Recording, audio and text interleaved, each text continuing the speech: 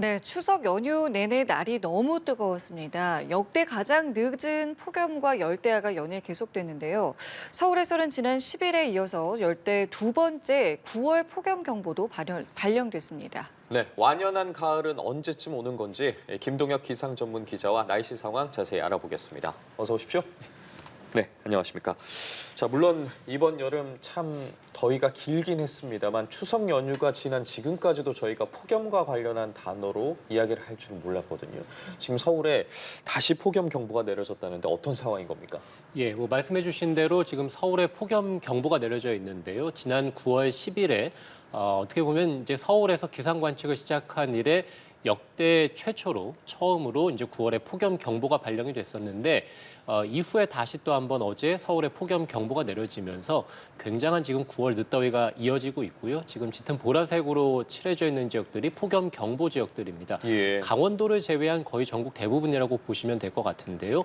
이 폭염 경보는 체감 온도가 35도를 웃돌 것으로 예상될 때 내려지니까요. 이 많은 지역들에서 오늘도 체감 온도는 35도를 웃도는 지역이 많을 것으로 예상이 되고요.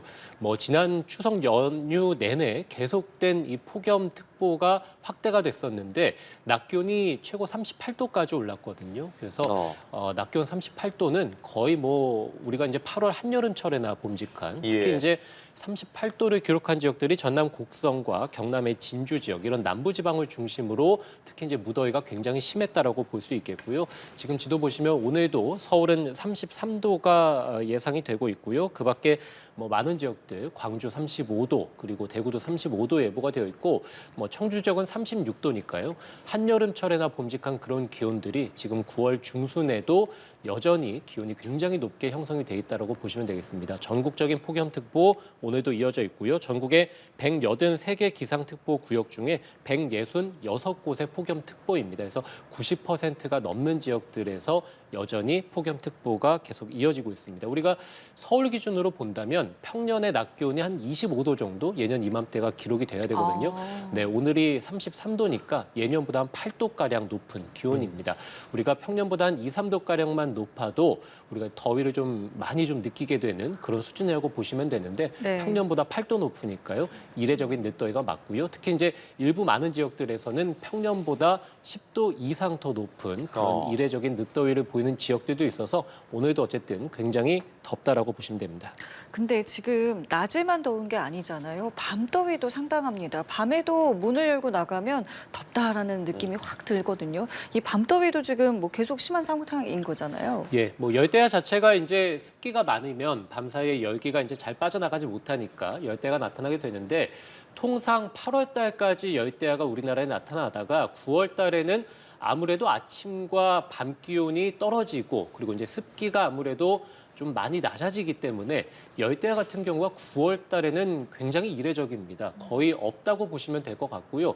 역대 이 9월 달에 가장 많이 열대야가 나타난 그 해가 전국 평균으로 보면 하루가 채 되지 않습니다. 그래서 9월 달에는 거의 열대야가 없습니다. 작년 같은 경우는 9월에 열대야가 전혀 없었고요. 다만 올해 같은 경우는 말씀해 주신 대로 수증기가 여전히 우리나라 주변으로 많기 때문에 열대야가 지금 9월 중순까지 나타나고 있고요.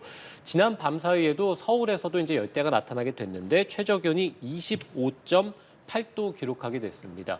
어제 낮 기온이 32도, 33도였는데 밤 사이에 기온이 서울에서 25도였으니까요. 이 12시간 동안에 기온이 한 8도가량밖에 떨어지지 않은 겁니다. 그래서 굉장한 지금 열대야가 서울에서 나타나고 있는 상황이고 물론 이제 역대 가장 늦은 열대야 기록도 서울에서 다시 한번 경신을 하게 됐습니다. 그밖에 인천이라든지 죄송합니다. 수원 지역, 여수, 부산 그리고 제주에서도 역시 이제 열대야가 나타나게 됐는데요. 제주의 열대야는 73일째입니다. 우리가 1년이 365일이죠. 네. 73일이면 1년 중에서 닷새 중에 하루는 열대야가 나타난다는 의미거든요. 그렇네요. 특히 이제 봄하고 겨울 같은 경우는 열대야가 전혀 나타나지 않는 계절이기 때문에 사실상 여름과 가을이라고 우리가 생각할 수 있는 6월 달부터 해서 9월 달까지가 보통 한 5달에서 한 6달 정도 가량은 이 어떻게 보면 제주 지역에서는 열대야가 좀 나타나는 그런 시기라고 보시면 될 것 같습니다. 4, 5일만 연속으로 더워도 정말 몸이 지치고 힘든데 닷새 중에 하루꼴로 이렇게 밤에 더웠다니까 얼마나 이번에 여름 더위가 심했는지 알 수 있는데 정말 기록적인 것 같아요. 그렇다면 이 기록적인 더위나 열대야가 있는 구체적인 이유도 있을 것 같거든요. 좀 구체적으로 짚어주시죠. 예, 기본적으로 보면 뭐 말씀해드린 열대야 같은 경우는 수증기가 일단 많아야 이제 밤더위가 나타난다고 보시면 될 것 같은데 8월 달 같은 경우야 남쪽에서 고온다습한 공기들이 워낙에 자주 들어오고 강하게 들어오니까 뭐 낮에 폭염뿐만 아니라 열대가 나타납니다. 다만 9월 달에 이례적으로 지금 열대가 지속되고 있고 특히 이제 추석 연휴 기간에 계속해서 서울을 비롯한 많은 내륙 지역에서도 밤더위가 심했던 것은 결과적으로 한반도 남쪽으로 태풍이 지나갔기 때문입니다. 지금 중국 상하이 같은 경우가 13호 태풍이 최근에 이 상하이 지역으로 상륙을 하면서 많은 비바람을 일으키게 됐는데요. 이 제주 남쪽 해상으로 13호 태풍이 지나가게 되면서 반시계 방향으로 우리나라 쪽으로 뜨거운 수증기들을 불어넣게 됐고요. 예. 그러다 보면 제주를 지나서 남부지방으로 뜨거운 수증기들이 들어오게 되니까 기본적으로 남부 해안가 지방이나 서쪽 해안가 지방을 중심으로 열대야가 이 추석 연휴에도 나타났다고 보시면 될 것 같고 특히 이제 뜨거운 열기들이 남동쪽으로 들어와서 산맥을 넘어서 이 서쪽 지방으로 넘어오는 과정에서 공기가 더 가열이 되다 보니까요. 최근에 주로 이제 남부지방 그리고 이제 서쪽 지방을 중심으로 계속해서 고온 현상이 나타났던 원인 자체도 어떤 한반도 남쪽 해상을 지나간 13호 태풍의 에서 이제 원인을 좀 찾을 수 있을 것 같고요. 지금 14호 태풍도 뒤이어 발생하게 됐는데 비슷한 경로로 지금 이동할 것으로 예상이 되거든요.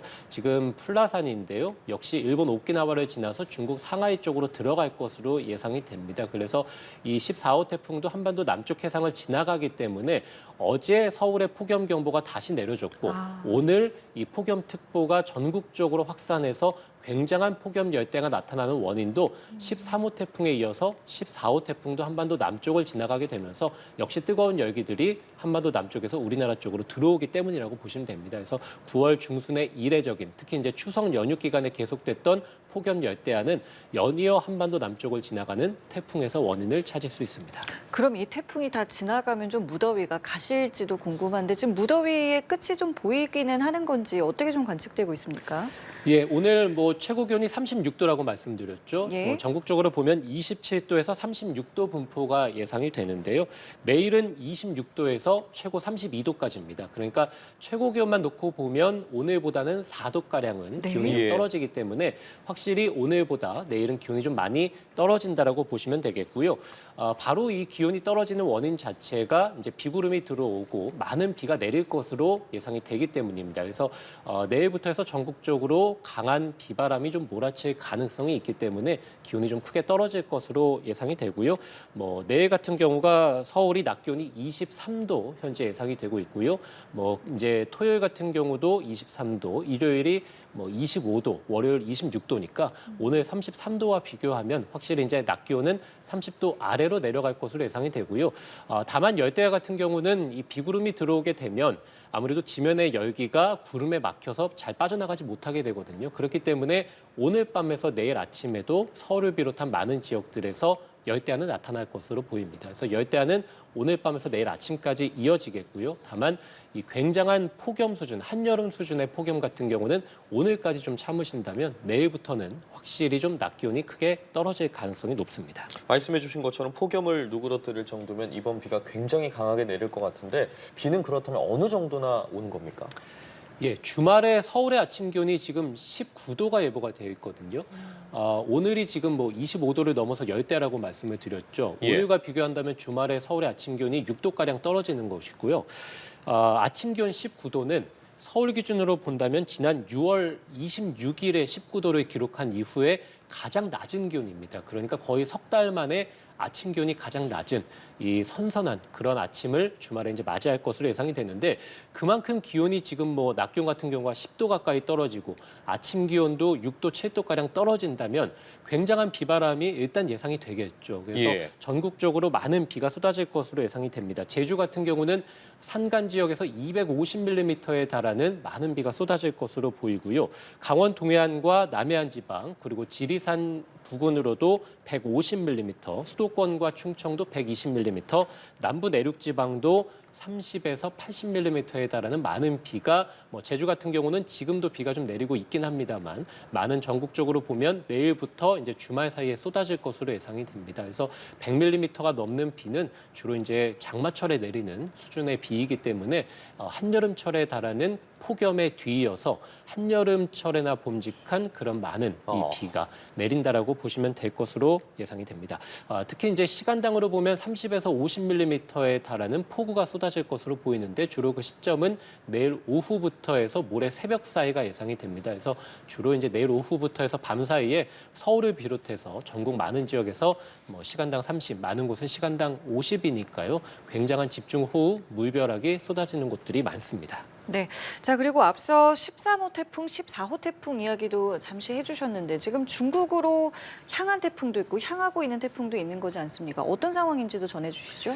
예, 말씀해드린 대로 13호 태풍 버빙카는 최근에 이제 중국 상하이 부근에 상륙을 해서 강한 비바람을 일으켰습니다. 초속 42m에 달하는 강풍이 불게 됐고요. 건물의 외벽이 뜯겨 나가거나 유리창이 통째로 날아가 버리는, 그래서 우리가 이제 영상을 통해서 이 태풍의 위력을 이제 실감할 수 있었는데요. 이제 뒤이어서 14호 태풍 플라산 역시 이제 비슷한 경로로 이제 중국 상하이 쪽으로 들어갈 것으로 예상이 됩니다. 현재는 일본 오키나와 쪽에 이 태풍이 머물고 있는데요. 앞으로 이 태풍이 계속해서 북서진하면서 오늘 중에는 이 태풍이 중국 상하이 인근으로 상륙할 것으로 예상이 되고요.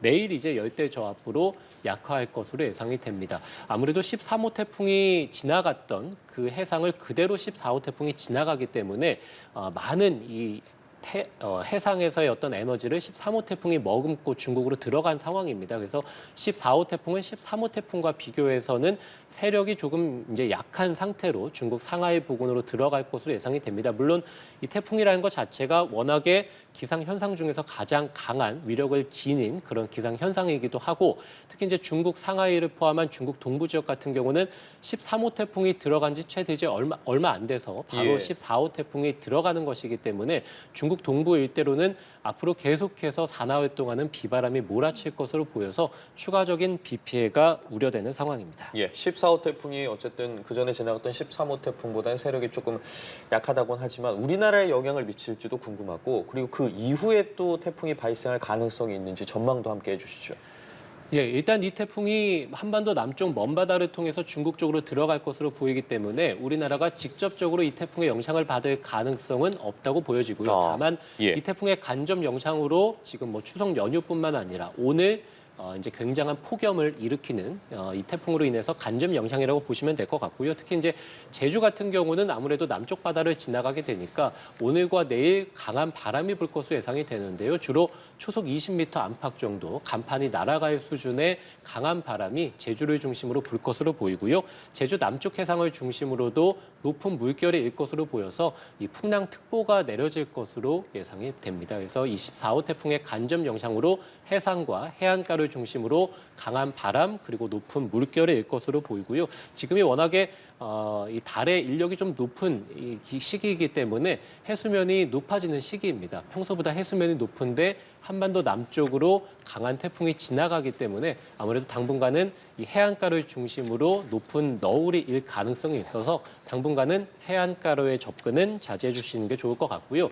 이 태풍이 지나가고 난 이후에 이제 북쪽에서 차가운 공기가 내려오고 남쪽에 우리 한반도에 머물고 있던 이 굉장한 폭염을 일으켰던 더운 공기와 부딪히면서 주말까지 많은 비가 내린다라고 말씀을 드렸는데요. 이렇게 이제 북쪽에서 차가운 공기가 내려오는 그 시기가 우리나라 태풍의 길이 열리는 한반도로 태풍의 길이 열리는 시기라고 보시면 될 것 같습니다. 특히 한반도 주변으로 해상에서는 뜨거운 이 수증기들이 여전히 많이 남아있기 때문에 한 번 태풍이 발생하기 시작을 한다면 강한 태풍으로 우리나라 근처까지 올라올 가능성이 앞으로는 있다고 보여집니다. 최근에 동남아 같은 경우도 지금 태풍 피해가 굉장히 크고요. 일본 같은 경우도 최근에 이제 태풍으로 인한 비바람 피해가 컸고 중국은 연달아 지금 태풍이 들어가고 있지 않습니까? 그래서 앞으로 10월 초순까지는 우리나라로도 태풍의 길이 열릴 가능성이 높기 때문에 강한 태풍에 대한 대비를 앞으로는 좀 해야 될 가능성이 높습니다. 알겠습니다. 지금까지 김동혁 기상 전문 기자와 함께 날씨 상황 알아봤습니다. 오늘 말씀 감사합니다. 고맙습니다.